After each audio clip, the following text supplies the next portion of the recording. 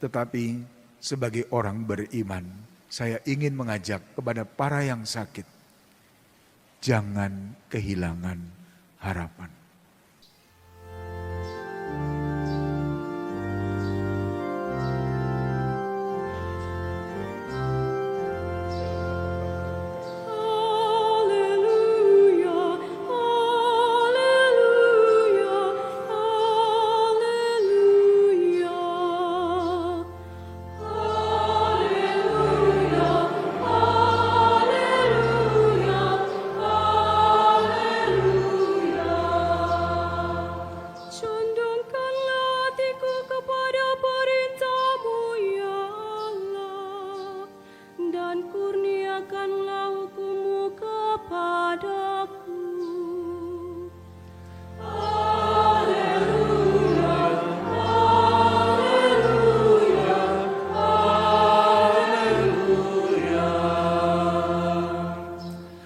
Tuhan bersamamu.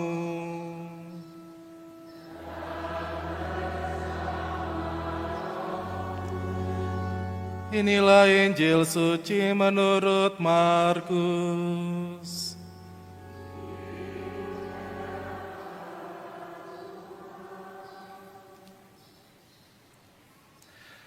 Pada waktu itu Yesus meninggalkan daerah Galilea dan berangkat ke daerah Tirus. Ia masuk ke sebuah rumah dan tidak mau bahwa ada orang yang mengetahuinya. Tetapi kedatangannya tidak dapat dirahasiakan. Seorang ibu yang anak perempuannya kerasukan roh jahat segera mendengar tentang dia, lalu datang dan sujud di depan kakinya. Perempuan itu seorang Yunani keturunan Siro-Fenisia. Ia memohon kepada Yesus untuk mengusir setan itu dari anak perempuannya. Lalu Yesus berkata kepadanya, "Biarlah anak-anak kenyang dahulu, sebab tidak patut mengambil roti yang disediakan bagi anak-anak dan melemparkannya kepada anjing." Perempuan itu menjawab, "Benar Tuhan, namun anjing yang di bawah meja juga makan remah-remah yang dijatuhkan anak-anak." Lalu kata Yesus kepada perempuan itu, "Karena perkataanmu itu, pergilah, setan itu sudah keluar dari anakmu." Perempuan itu pulang ke rumahnya, lalu didapatinya anak itu berbaring di tempat tidur, dan setan itu sudah keluar. Demikianlah sabda Tuhan.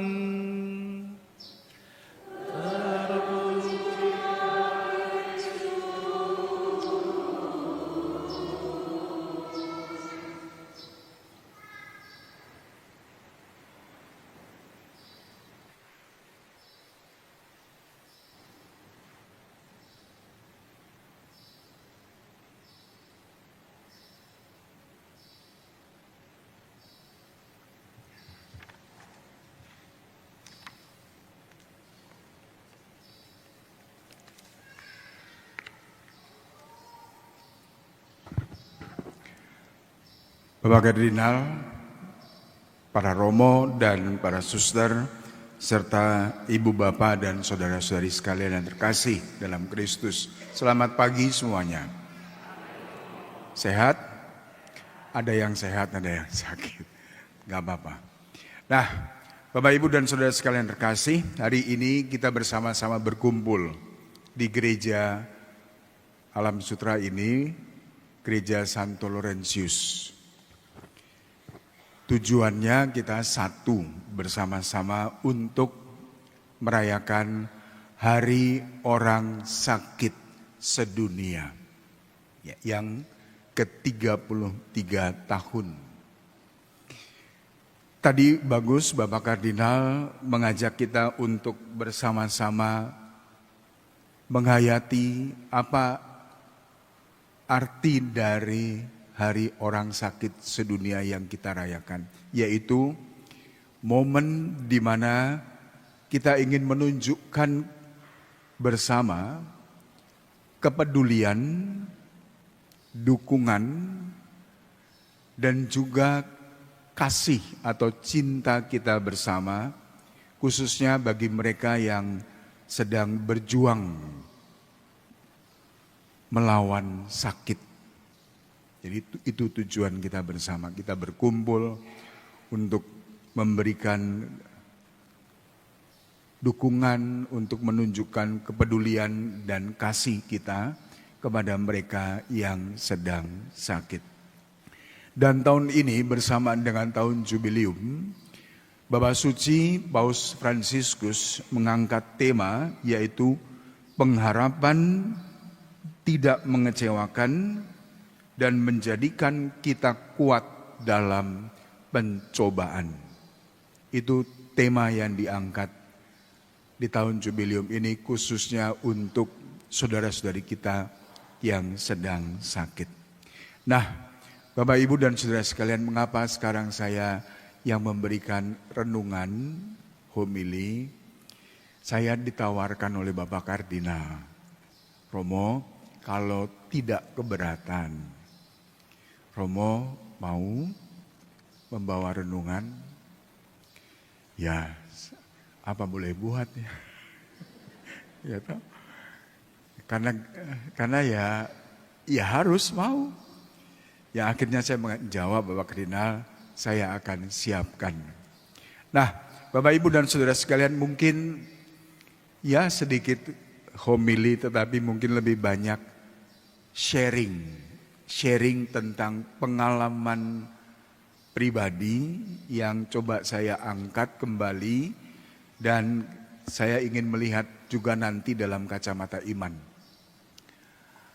Bapak Ibu dan saudara sekalian, tidak pernah terfikir dalam diri saya bahwa di usia ke-59 tahun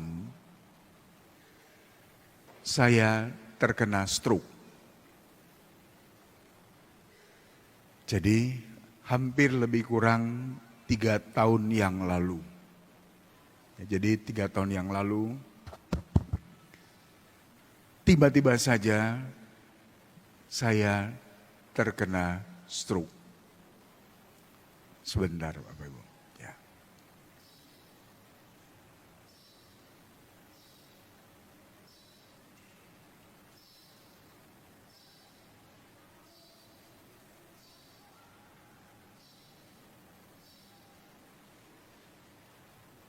Ya.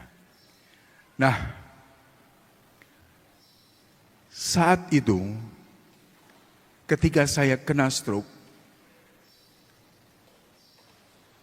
saya kehilangan kepercayaan. Dan saya terkena bukan penghambatan tetapi kena pendarahan. Ya, jadi saya kena pendarahan dan itu pembuluh darah saya di otak pecah. Tidak pernah terbayang itu akan terjadi dalam perjalanan hidup saya. Saya marah dengan situasi itu.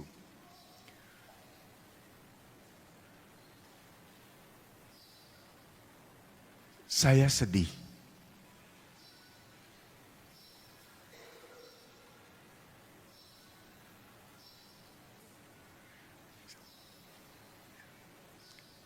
Oke. Nah, selain marah, selain sedih, saya merasa putus asa.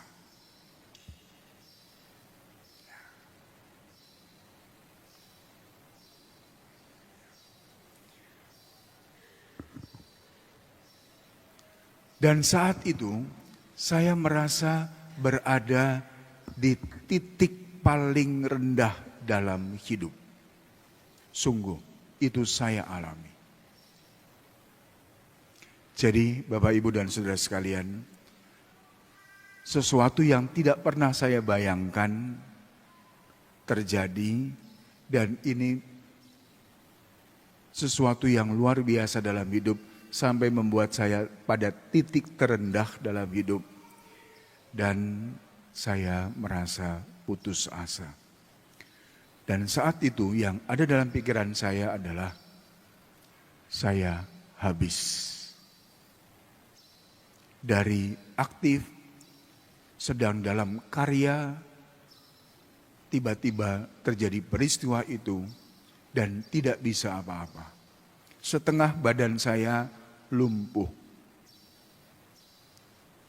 Di rumah sakit sebulan, di kamar 3 bulan. Tidak bisa apa-apa, terbaring sakit. Nah, Bapak, Ibu, dan Saudara sekalian terkasih, saya bersyukur bahwa dalam perjalanan sakit itu, terutama saat-saat awal sakit, Dewan Paroki begitu memperhatikan. Saya syukuri itu. Dicarikan yang terbaik untuk imamnya. Maka terima kasih pada Dewan Paroki. Saya bersyukur bahwa umat banyak berdoa untuk saya yang sakit. Selalu berdoa. Dan saya hanya bisa terbaring sakit. Saat itu masih COVID. Tetapi jujur saya mengatakan saya kehilangan harapan.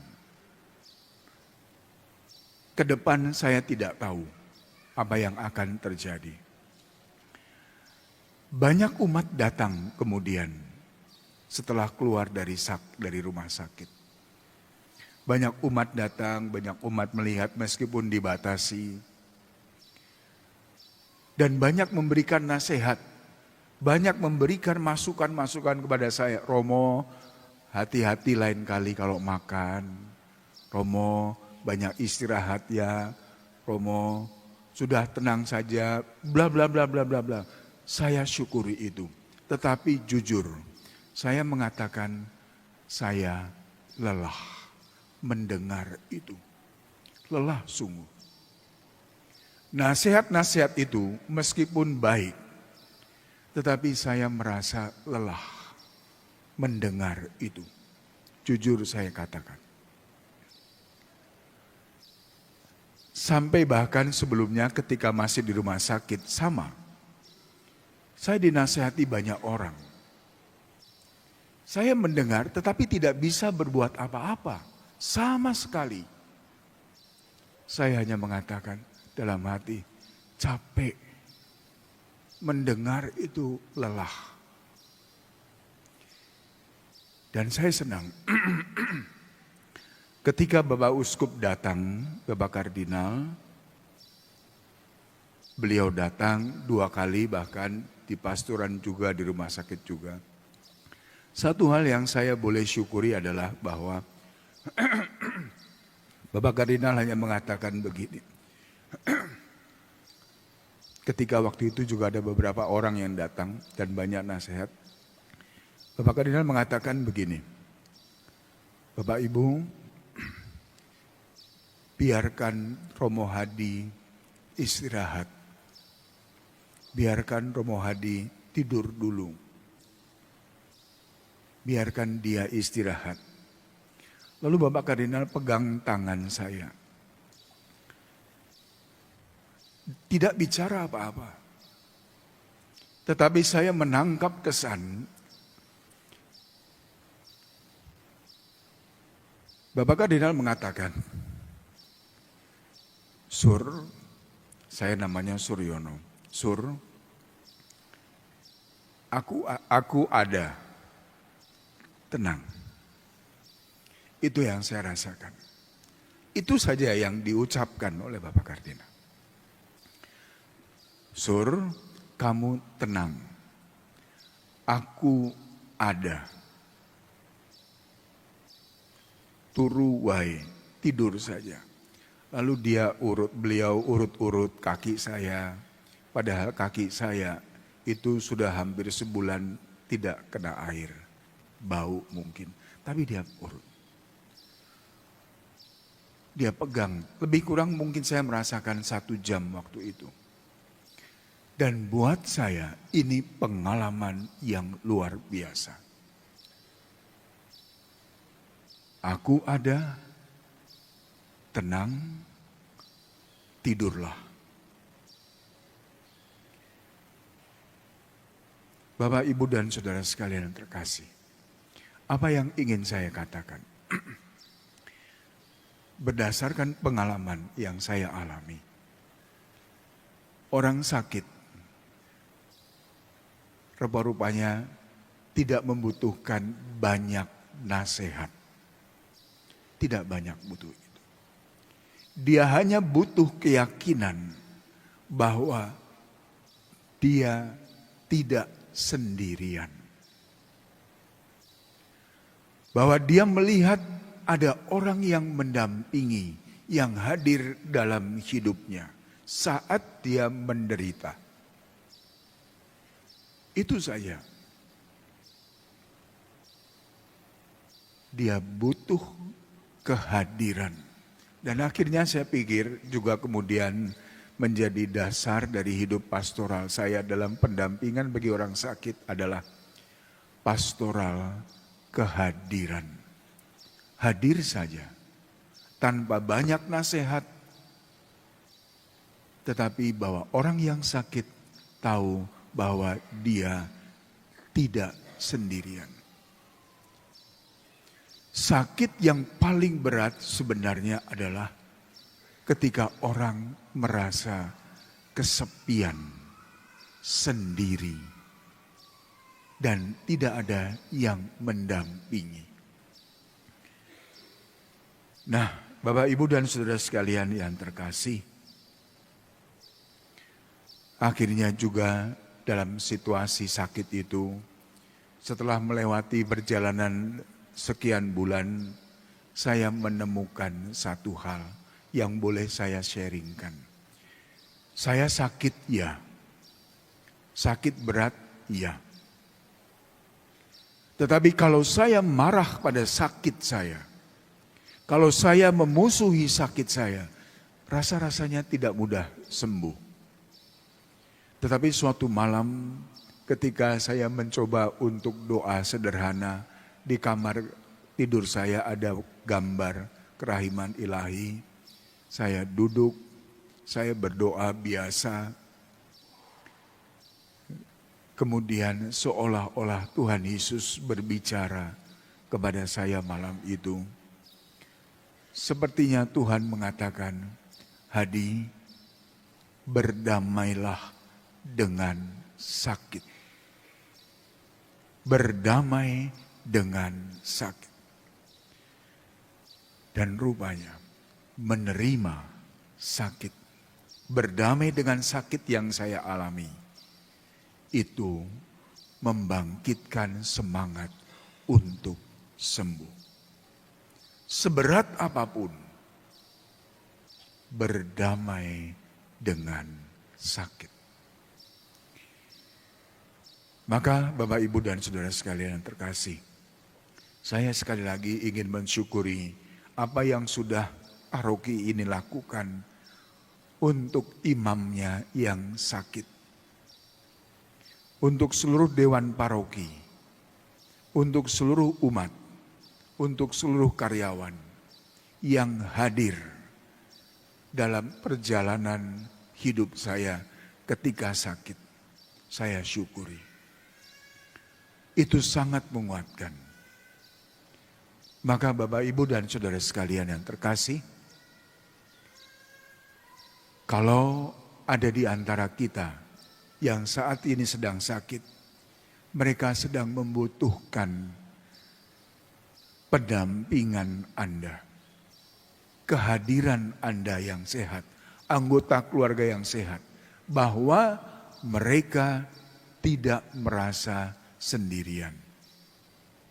Dan kehadiran Anda sangat menguatkan, akan sangat menguatkan. Menurut saya tidak perlu banyak nasihat buat mereka. Beri mereka makan, dampingi mereka. ajak mereka bicara dan biarkan mereka kalau bisa bicara, berbicara. Biarkan mereka cerita, ngalor ngidul nggak apa-apa. Tetapi mereka butuh itu. Nah, dari situ kemudian saya teringat akan kitab suci firman Tuhan di dalam Matius 8:23 sampai 27, yaitu sebuah cerita, sebuah kisah tentang para murid yang berada di kapal, di mana Yesus hadir di situ. Apa yang terjadi di kapal itu? Gelombang angin sakal mengganggu mereka. Mereka ketakutan, mereka kebingungan. Padahal Yesus ada di situ. Yesus ada di situ. Dan mereka berteriak pada Yesus, "Tuhan, Engkau tidak peduli." Padahal Yesus ada di situ. Mereka kehilangan kepercayaan.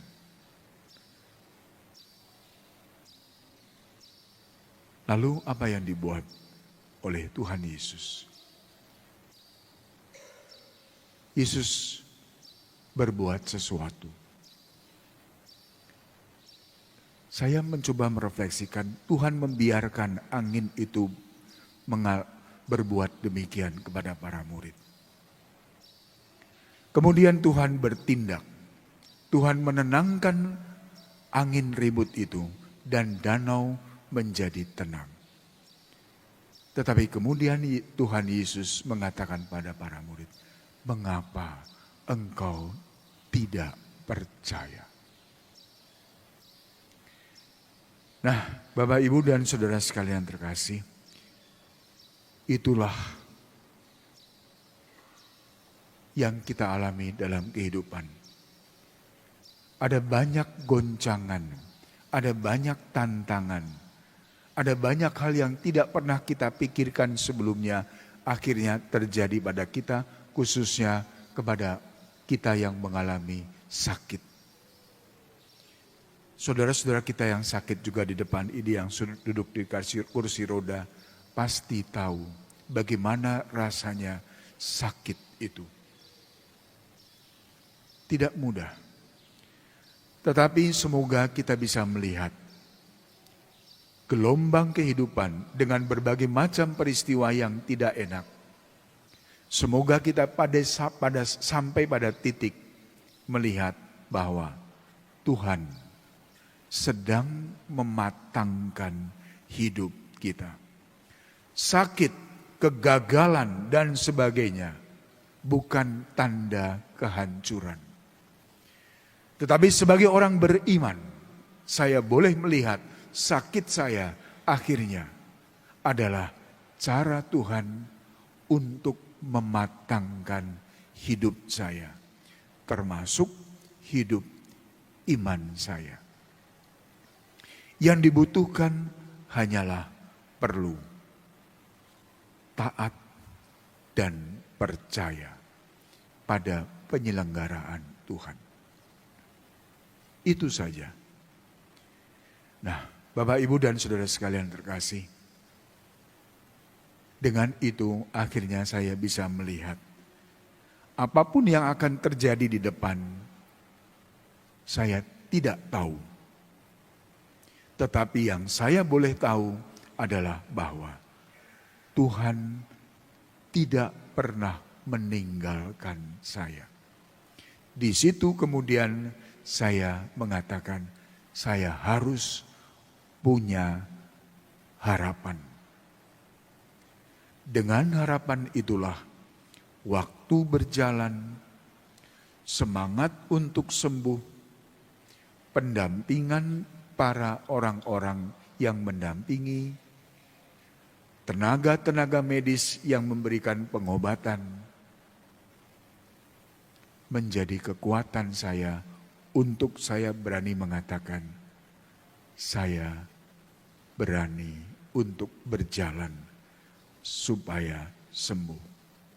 Maka perjalanan 3 tahun ini adalah sebuah peziarahan hidup saya. Anda juga sama, yang sakit juga sama. Kita sedang berziarah. Dan semoga dalam peziarahan itu kita tidak pernah kehilangan harapan. Wanita dari Siro Fenisia yang tadi dibacakan dalam bacaan Injil. Dia adalah pribadi yang beriman. Dia percaya, maka dia datang pada Yesus bahwa anaknya sakit.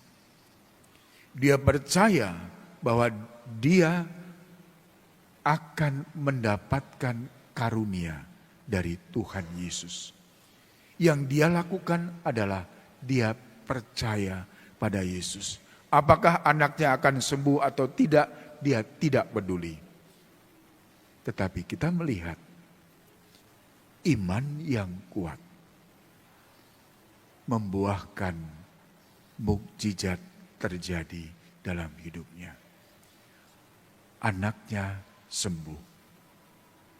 Nah, Bapak, Ibu, dan saudara sekalian yang terkasih, kepada para yang sakit, termasuk untuk saya sendiri juga, mari kita tetap menjalani peziarahan kita.